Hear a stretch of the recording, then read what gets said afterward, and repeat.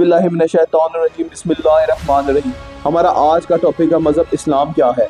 इस्लाम वो मज़हब है जिसे अल्लाह ताला ने इंसानियत के लिए पसंद किया। इस्लाम क्या है? अल्लाह ताला का छठा नाम इस्लाम है। अल्लाह ताला ने अपनी ज़ात को पसंद किया इंसानों के लिए। और मज़हब इस्लाम कब से शुरू हुआ? जब हज़रत आदम अलैहिस्सलाम इस दुनिया में भेजे गए तभी से इस्लाम का आगाज़ हुआ। और अल्लाह ताला हर उस इंसान को मुसलमान कहते हैं जो अल्लाह के बताए हुए रास्ते पर चलता है, क्योंकि जब से नबी और पैगंबर दुनिया में आए अल्लाह ताला का पैगाम लेकर इन्होंने ये पैगाम इंसानों तक पहुंचाया। वो पैगाम उस वक्त भी यही था जब हज़रत आदम अलैहिस्सलाम दुनिया में आए, और वो पैगाम आज भी वही है। इसलिए इसमें कुछ भी नहीं बदला, क्योंकि पैगाम देने वाले वक्त के साथ साथ बदलते रहे, लेकिन पैगाम भेजने वाला वही है। इसलिए पैगाम बदल नहीं सकता। क्या है और क्यों ज़रूरी है? नमाज एक ऐसा अमल है जो इंसान और अल्लाह के दरमियान कराबत पैदा करता है या फासला कम करता है। अल्लाह ताला का हुक्म है कि जब बच्चा 7 साल का हो जाए तो इसको नमाज पढ़ाना शुरू कराओ, और जब बच्चा 12 साल का हो जाए तो इसको सख्ती से नमाज पढ़ाओ।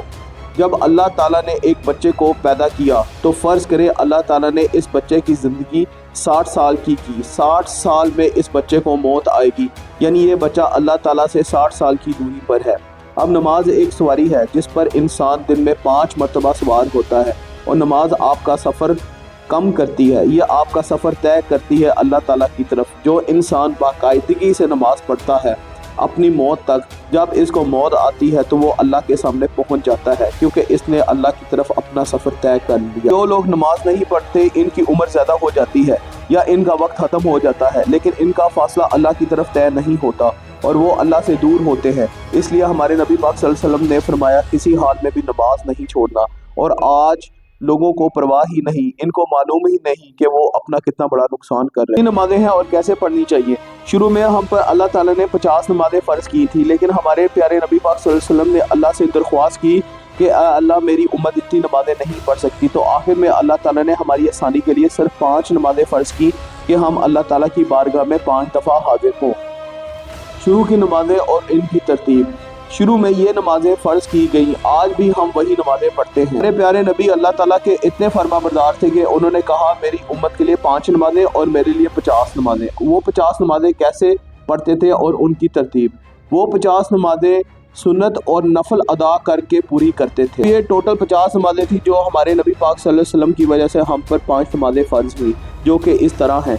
ये नमाजें हम पर फ़र्ज हैं क्योंकि हमारे उलमा दीन को इन बातों का पता ही नहीं, इसलिए नमाज हमारे लिए मुश्किल बना दी गई और हम इतनी नमाजें सोचकर नमाज ही नहीं पढ़ते। इसलिए हमारे नबी पाक सल्लल्लाहु अलैहि वसल्लम ने अल्लाह से दरख्वास्त करके हमारे लिए आसानी पैदा की, क्योंकि इनको पता था कि हम इतनी नमाजें नहीं पढ़ सकते।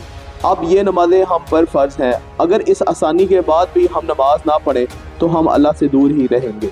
तो ऐ पढ़ने वाले, आप सुन्नत और नफल को ना देखो।